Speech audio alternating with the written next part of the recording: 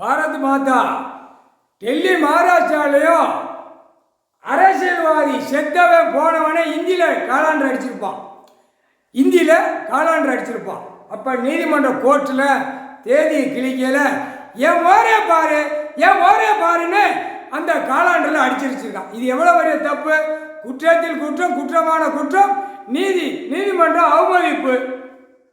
புரியுதா? கோர்ட்டில் காலாண்டு இருக்கும்ல. இப்போ இங்கிலீஷ் மாதத்துக்கு காலாண்டு தொங்க போட்டிருப்பாங்க, தமிழ் மாதத்துக்கு காலாண்டு வச்சுருப்பாங்க, எல்லாம் வச்சு பக்கத்தில் இருக்கும். இதெல்லாம் குளோஸ் பண்ணியிருக்கப்பா, தூக்கி அடிச்சிருக்கப்பா. இந்த பேரை பூரா காலாண்டு அடித்து வச்சு பூரா நாசம் பண்ணி அந்த காலாண்டுலேயே முகத்தில் வாரான் டெல்லியில், மகாராஷ்டிராவில். புரியுதா? அப்போ அங்கேயே கணக்கு முடிக்கணும்ல. அப்போ பாரத் மாதா கணக்கு முடிக்கணும்ல. இல்லை, அமைதியாக போங்கடா, அமைதியாக போங்க. காலாண்டு என் மோரை பாருன்னு அடித்து அவ்வளோதான், குளோஸ் பண்ணிட்டார் நீதிமான் குளோஸ் பண்ணிட்டார்.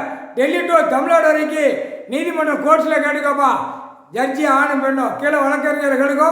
இந்த காலாண்டு செத்தவன் போனவனா நம்ம வராது உள்ள. ஐயா குளோஸ் பண்ணிட்டாரு, எரிச்சிருக்கப்பா, எரிச்சிருங்க, அது முடிஞ்சு வாச்சு. அவர் கணக்கு நீதிமன்ற கோர்ட்ஸ்லேருந்து அந்த கணக்கு விடுவார். எத்தனை நாள் கணக்கு, என்ன டைம், எப்படி அங்கிற கணக்கு அவர் கொடுப்பார். ஐயா கொடுப்பார், கடவுளே கொடுப்பார். இந்த பேரை வச்சது எரிச்சிருக்கப்பா, குப்பையை போட்டு எரிச்சு பூரா அந்த சாக்கடையில் தூக்கி எரிச்சிருக்கப்பா.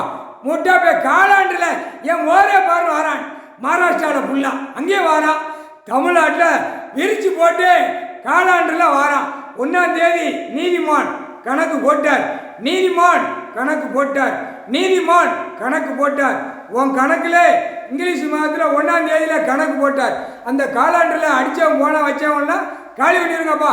எல்லாம் மோரை பாருன்னு, இல்லைன்னா அதுக்கு ஒரு வழக்கை போட்டு உள்ள தூக்கி போடப்பா. முக்கால் சத்தியம் வழக்கறிஞர் லாயர் கேட்டுக்கோப்பா, இதை வைக்கலாமா? கோர்ட்ஸில் இருக்கு, காலாண்டு இருக்கு. அப்போ காலாண்டு கழிக்கையில் இவன் மோரை பார்த்து கழிக்கணுமா?